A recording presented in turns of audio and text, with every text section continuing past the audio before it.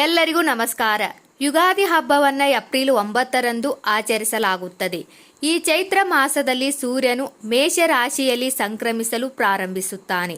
ಈ ದಿನ ನಾವು ಏನು ಮಾಡಿದರೂ ಅದು ವರ್ಷ ಪೂರ್ತಿ ನಮ್ಮೊಂದಿಗೆ ಇರುತ್ತದೆ. ಅದು ನಮ್ಮ ಜೀವನವನ್ನು ಸಮೃದ್ಧಿಗೊಳಿಸುತ್ತದೆ ಎಂದು ನಂಬಲಾಗಿದೆ. ವರ್ಷದ ಮೊದಲ ದಿನದ ಆರಂಭದಲ್ಲಿ ನಾವು ಮಾಡುವ ದಾನಗಳು ನಮ್ಮನ್ನು ಬಲವಾಗಿ ಬೆಳೆಯುವಂತೆ ಮಾಡುತ್ತದೆ. ನಾವು ನಮಗಾಗಿ ಮಾಡುವ ಪ್ರಾರ್ಥನೆಗಳಿಗಿಂತ ಇತರರಿಗಾಗಿ ನಾವು ಮಾಡುವ ಕ್ರಿಯೆಗಳಲ್ಲಿ ದೇವರನ್ನ ಕಾಣಬಹುದು ಎಂಬುದು ನಂಬಿಕೆ ಇದೆ. ಹಾಗಾದರೆ ಯುಗಾದಿ ದಿನ ಮಾಡಬೇಕಾದ ದೇಣಿಗೆಗಳು ಯಾವುವು, ಏನು ಮಾಡಬೇಕು, ಏನು ಮಾಡಬಾರದು ಎಂಬುದರ ಕುರಿತು ತಿಳಿದುಕೊಳ್ಳೋಣ. ಮಾಡಬೇಕಾದ ಕೆಲಸಗಳು. ಯುಗಾದಿ ಹಬ್ಬದಂದು ದೈವ ಆರಾಧನೆಯಲ್ಲಿ ತೊಡಗುವುದು ವಿಶೇಷ. ಮಾವು, ಹಲಸು, ಬಾಳೆಹಣ್ಣು, ವಿಳೆದೆಲೆ, ಆಭರಣಗಳು, ಅಕ್ಕಿ ಮುಂತಾದ ಮಂಗಳಕರ ಪದಾರ್ಥಗಳಿರುವ ತಟ್ಟೆಯನ್ನು ಪೂಜೆಯ ಕೋಣೆಯಲ್ಲಿಟ್ಟು ಹೊಸ ವರ್ಷದ ದಿನದಂದು ಮುಂಜಾನೆ ಅದನ್ನು ನೋಡುವುದು ಮಂಗಳಕರವೆಂದು ಪರಿಗಣಿಸಲಾಗಿದೆ. ಹೊಸ ವರ್ಷದ ದಿನ ಮುಂಜಾನೆ ಸ್ನಾನ ಮಾಡಿ ಹೊಸ ಬಟ್ಟೆ ಧರಿಸಿ ದೇವಸ್ಥಾನಕ್ಕೆ ತೆರಳಿ ಪೂಜೆ ಸಲ್ಲಿಸುವುದು ಒಳ್ಳೆಯದು. ದೇವಸ್ಥಾನಕ್ಕೆ ಹೋಗಲಾಗದವರು ಮನೆಯಲ್ಲಿ ಪೂಜೆ ಮಾಡಬಹುದು. ಯುಗಾದಿಯಂದು ಸುವಾಸನೆಯಿಂದ ಕೂಡಿದ ಖಾದ್ಯವನ್ನು ತಯಾರಿಸಲಾಗುತ್ತದೆ.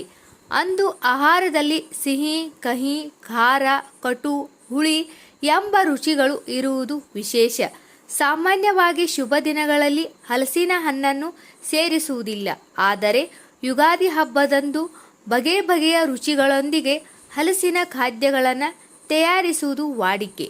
ಬೇಸಿಗೆ ಕಾಲದ ಆರಂಭದಲ್ಲಿ ಯುಗಾದಿ ಬರುವುದರಿಂದ ಬಿಸಿಯೂಟಕ್ಕೆ ತಕ್ಕ ದಾನಗಳನ್ನು ಮಾಡುವುದು ಉತ್ತಮ. ಜಾತಕದಲ್ಲಿನ ದೋಷಗಳನ್ನು ಹೋಗಲಾಡಿಸಲು ಛತ್ರಿ ದಾನ, ಗಂಧ ದಾನ, ಇತರ ವಸ್ತುಗಳ ದಾನವನ್ನು ಮಾಡಬಹುದು. ಹಾಗೆಯೇ ಮಜ್ಜಿಗೆ, ಪಾಯಸ, ಪಾನಕ ಸಾರ್ವಜನಿಕರಿಗೆ ನೀಡುವುದರಿಂದ ಕರ್ಮಗಳೆಲ್ಲವೂ ಪರಿಹಾರವಾಗುತ್ತದೆ. ಪಕ್ಷಿ ಪ್ರಾಣಿಗಳಿಗೂ ಮನೆ ಬಾಗಿಲಲ್ಲಿ ನೀರು ಇಡುವುದು ಇದೆ. ನೀವು ಶಾಪಿಂಗ್ಗೆ ಹೋಗಿ ಚಿನ್ನ ಅಥವಾ ಬೆಳ್ಳಿ ಆಭರಣಗಳನ್ನು ಖರೀದಿಸಿದರೆ ಅವು ಇನ್ನಷ್ಟು ಗುಣಿಸುತ್ತವೆ ಎಂಬ ನಂಬಿಕೆ. ಅಂತಹ ವಸ್ತುಗಳನ್ನು ಖರೀದಿಸಲು ಸಾಧ್ಯವಾಗದಿದ್ದಾಗ ಕಲ್ಲುಪ್ಪು, ಅರಿಶಿನ, ಕುಂಕುಮ, ವಿಳೆದೆಲೆ, ಹಣ್ಣು ಮುಂತಾದವುಗಳನ್ನು ಖರೀದಿಸುವುದರಿಂದ ಕುಟುಂಬವು ಆರ್ಥಿಕವಾಗಿ ಸಮೃದ್ಧವಾಗಿ ಬೆಳೆಯುತ್ತದೆ. ಮಾಡಬಾರದ ಕೆಲಸಗಳು. ನಾನ್ವೆಜ್ ತಿನ್ನುವುದು, ಉಗುರು ಕತ್ತರಿಸುವುದು, ಗಡ್ಡ ಬೋಳಿಸುವುದು, ಕೂದಲು ಕತ್ತರಿಸುವುದು ಇತ್ಯಾದಿಗಳನ್ನು ಈ ದಿನ ಮಾಡಬಾರದು. ಮನೆಯಲ್ಲಿ ಸಂಗ್ರಹಿಸಿದ ಕಸವನ್ನು ಹೊರಗೆ ಎಸೆಯಬಾರದು. ಹೊಸ ವಸ್ತುಗಳನ್ನು ಖರೀದಿಸಿ, ಆದರೆ ಆ ದಿನ ಮನೆಯಲ್ಲಿನ ವಸ್ತುಗಳನ್ನು ಯಾರಿಗೂ ಕೊಡಬಾರದು. ಅದನ್ನು ಸಾಲವಾಗಿಯೂ ಕೊಡಬಾರದು. ಹೊಸ ವರ್ಷದಲ್ಲಿ ಯಾರಿಗೂ ಸಾಲ ನೀಡಬೇಡಿ. ಜೊತೆಗೆ ಸಾಲ ತೆಗೆದುಕೊಳ್ಳಬೇಡಿ.